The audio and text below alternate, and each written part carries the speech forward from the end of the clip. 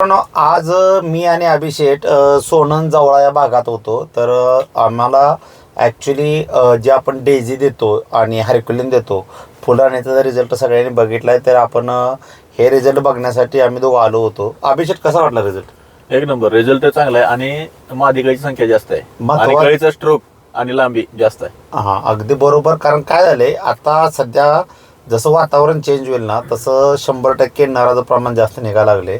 पण आपण जे देतो लोकांना ना, त्यानं जवळजवळ 70 ते 80% जवळजवळ मादी कळीची संख्या वाढत चालली आहे.